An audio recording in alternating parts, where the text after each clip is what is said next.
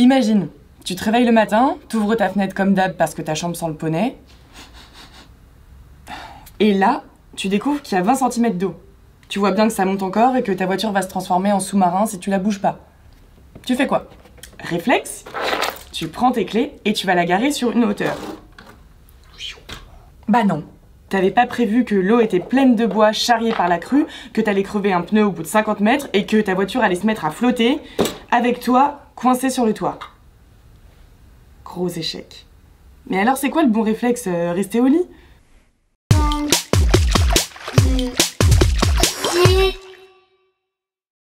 En cas d'inondation, il y a des gestes à connaître et d'autres à éviter absolument. Comme prendre ta voiture sur une route inondée par exemple.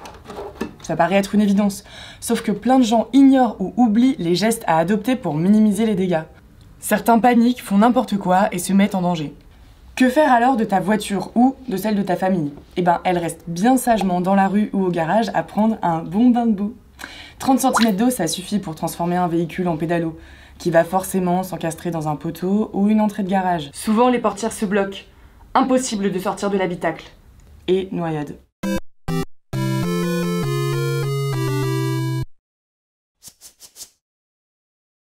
J'exagère? Ah mais non, pas du tout. En cas d'inondation, la plupart des morts sont des automobilistes. Donc, tu ne prends jamais ta voiture en cas de crue. Tu la regardes une dernière fois par la fenêtre, un dernier adieu, une petite larme, et tu appelles ton assureur. Oui, allô, bonjour, je vous appelle parce que j'ai une mauvaise nouvelle. Ah, petite précision, l'interdiction s'applique aussi aux piétons. Donc pas de déplacement, pas de promenade, pas de balade, pas de partie de pêche, rien. Rien. Ok? Tu restes bien sagement dans ton lit à écouter la radio et à passer des coups de fil à tes proches. Pour savoir si mémé a pu monter à l'étage malgré son mal de dos, ou si tonton a pu remonter de la cave ses horribles produits chimiques. Pour mémoire, l'eau d'une crue, c'est ça. Pas ça. Non, ça. Une eau qui charrie plein d'objets qui se feront un plaisir de te faire mal sans que tu les vois arriver. Sans oublier les trous, les plaques d'égout qui se soulèvent, les canalisations qui peuvent t'aspirer. Un vrai cauchemar.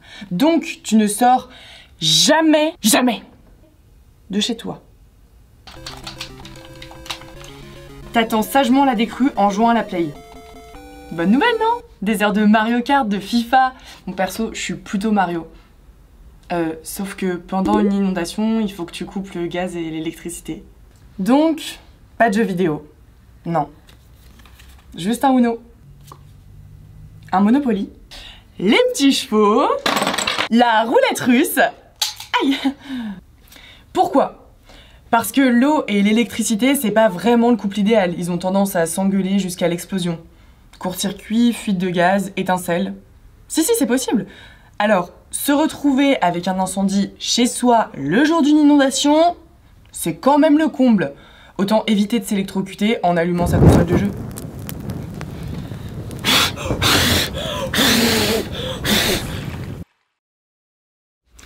Du coup, tu poireautes, bloqué dans ton lit, sans électricité. À la radio, le maire a rappelé les consignes de sécurité et précisé qu'il n'y aurait pas systématiquement d'évacuation des sinistrés.